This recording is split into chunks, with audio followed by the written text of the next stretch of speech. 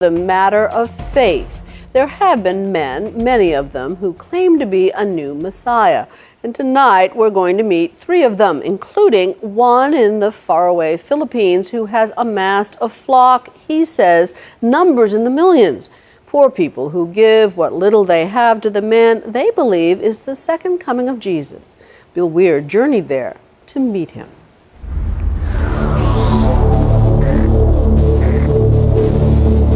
Throughout the Bible, prophets, angels, and Jesus himself all promised that the Son of God would return to create heaven on earth. And throughout the ages, billions of Christians have wondered, when? But what if the second coming is here, now?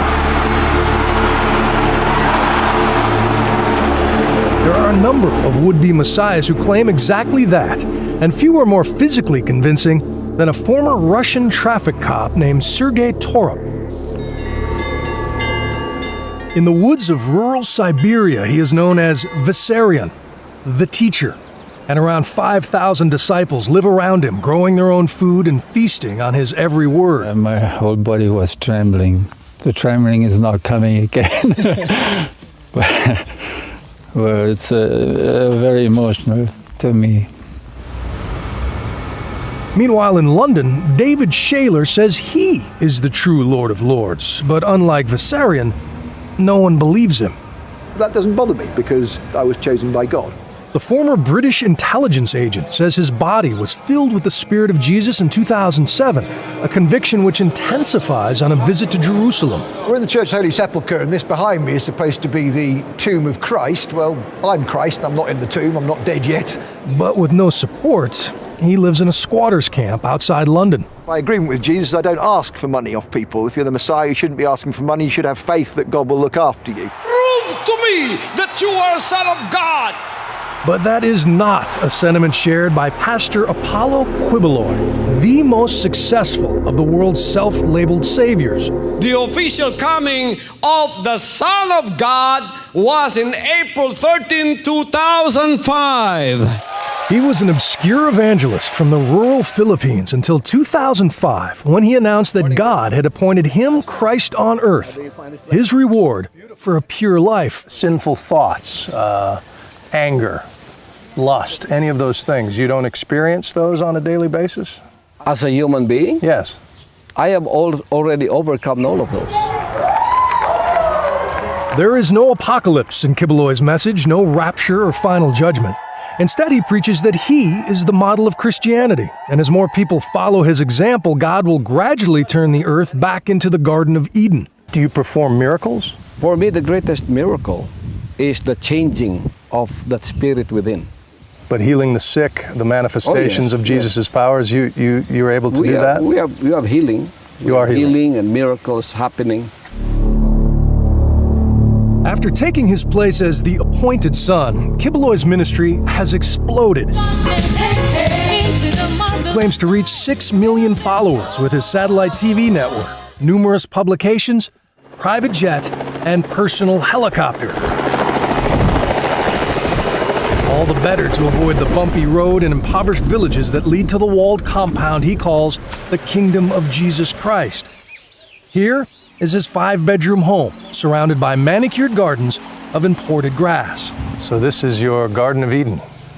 This is what we call the Garden of Eden restored. It's easy to see why this claim resonates in a country where 30 million endure crushing poverty with open hearts. This family lives just down the hill, next to the dump where Pastor Quiboloy's garbage is burned. If you could be anything in the world, what would you want to be? Go to heaven. To them, heaven really could exist inside Quiboloy's gates, and it's why hundreds line up to carry his parasol. All the workers who toil in the grinding heat of the kingdom are volunteers, here to glorify the Father. Do you get paid for this? Juju tells me he gets $40 a week to feed his family. Minimum wage. And like the rest of the kingdom, he's expected to give 10% back to Quiboloy. This may be the most beautiful spot in the Philippines, and it's paid for by people who live on $2 a day. So how do you justify your lifestyle I mean, your watch could probably feed 100 families for a month. If it's not God's will for me to have these things I have, Yeah. you can take it away. It is God's will that we follow. If it is God's will for us to live like this, you know, you can have a broken heart looking at me, but what can you do? But they get their understanding of the will of God from you. Yeah. And this nice young man wouldn't be holding this umbrella if he didn't believe the things you say. For us here, we see everything as a ministry. My talent is to preach. My talent is to be a leader. Not everyone can become a preacher or have been given a talent like me to go and lead the 6 million people. Right.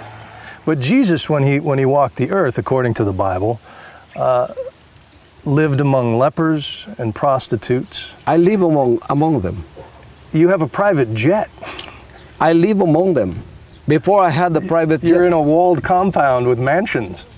before this, I lived among these people. Like, for example, that jet that you're talking about. Do you know that in 1983, I had a revelation of that jet? That the Lord is going to give me that. Yeah?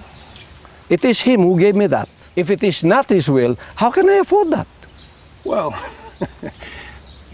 Kibeloy has been accused of kidnapping and brainwashing by the parents of at least one of his followers, but he was never charged. He insists that anyone is free to leave his flock and seal their fate for eternity. Will they go to hell? It's up to them. They know that.